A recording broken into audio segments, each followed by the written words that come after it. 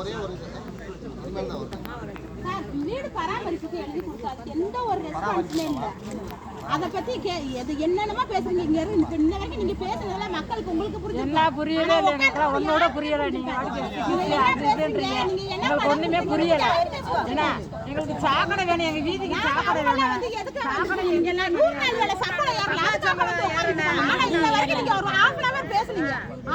பேசுனது உங்களுக்குள்ளதான் புரியும் ஒழியா மக்களுக்கு புரியாது.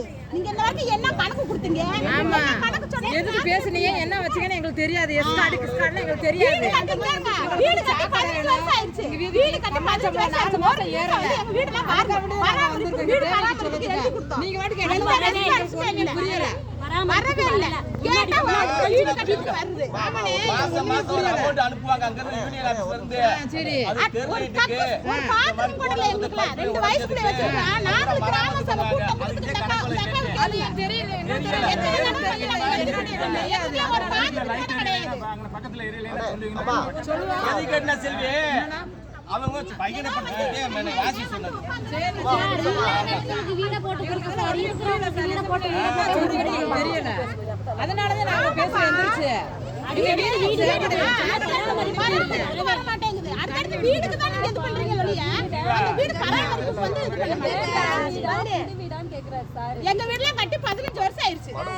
15 வருஷம் ஏன் 17 வருஷம் ஆயிருச்சு. முன்னாடி அந்த லாப்ட் எல்லாம் உடைஞ்சு நிக்குது. ஒரு செகண்ட் எங்க வீட்ல வந்து பாருங்க என்ன ஒரு பொசிஷன்ல வந்து பாருங்க.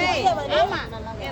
மனு கொடுத்தாச்சு, தமிழாக்கட்ட சொல்லியாச்சு, அந்த அக்கா கீதாக்கட்ட சொல்லியாச்சு, எல்லாமே நாங்க கொண்டு வர வந்து அவங்க மயம் இந்த அந்த பொண்ணு யூனியன்ல இருந்து வாழ்வாதாரத்துல இருந்து வந்த அந்த பொண்ணு எடுத்தா அவங்கட்டமே நாங்க வந்து எல்லாம் கொடுத்துருக்கோம். யாரும் தர வேண்டாம். பஞ்சாயத்து கிராம சபை பஞ்சாயத்து ஆஃபீஸ் வந்து கொடுங்க. சரியா? நாங்க 2 வயசு பொண்ணு வச்சிருக்கோம். இப்போ வரை நாங்க அவுட் சைடு தான் போயிட்டு இருக்கோம். பாத்ரூம் எங்களுக்கு கிடையவே கிடையாது. கேட்டா அதுல வந்து நாங்க வந்து நீங்க வீடு கட்டுனீங்க, தொகுப்பு வீடு கட்டுனீங்க, உங்களுக்கு பாத்ரூம் அதுல வந்துருச்சு, பில் எல்லாம் நீங்க எடுத்துங்க. நாங்க 5 பைசா பில்லு வாங்க கிடையாது. எங்க கூப்பிட்டாலும் நாங்க வந்து சொல்லுவோம். யூனியனுக்கு வந்து கேட்டாலும் நாங்க சொல்லுவோம். 15 வருஷத்துக்கு முன்னாடி கட்டின வீடு. அப்புறம் வந்து எந்த ஒரு யூனியன்ல இருந்து எந்த ஒரு இது வந்தாலும் ஆர்சி தெருவுக்கு எதுவுமே தெரிய மாட்டேங்குது. ஒரு 5 வருஷத்துக்குள்ள ஒரு பொண்ணு கல்யாணம் பண்ணி வந்து 5 வருஷம் 4 வருஷம் தான் இருக்குது. அவங்க எல்லாரும் யூனியன்ல இருந்து வாழ்வாதாரத்துல வேலை பாக்குறாங்க. நாங்க 20 வருஷம் வேலை பாக்குறாங்க. இதுவரை எங்களுக்கு ஒரு எந்த வருஷமே தெரியாது. நாங்களா படிக்கலையா? எங்களுக்கு தெரியாதா? ஆர்சி தெருவுக்கு மட்டும் ஏன் சொல்ல மாட்டீங்க? அந்த பொண்ணு 5 பேர் வாழ்வாதாரத்துல வேலை பாக்குறாங்க. யூனியன்ல வேலை பாக்குறாங்க. ஒரே தெரியல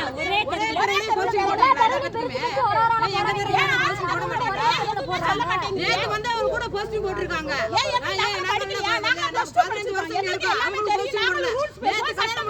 போஸ்டிங்ல இருக்காங்க. ஏன்னா வாழ்வாதாரத்துல இருக்காங்க. வீட்டுக்கு போறாங்க, நாங்கெல்லாம் பண்ண மாட்டோமா?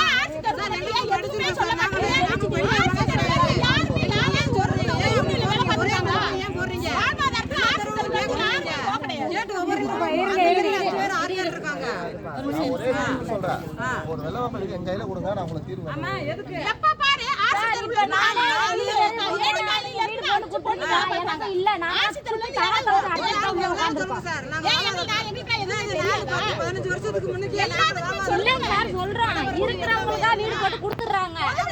அவங்க வேலைக்கு விட்டுட்டு போயிடுறாங்க. இல்லாதவங்க என்ன பண்ணுவாங்க?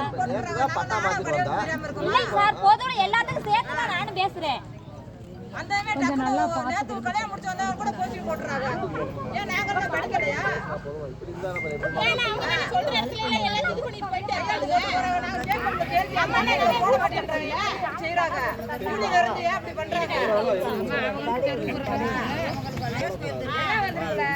பண்ண மாட்டாங்க.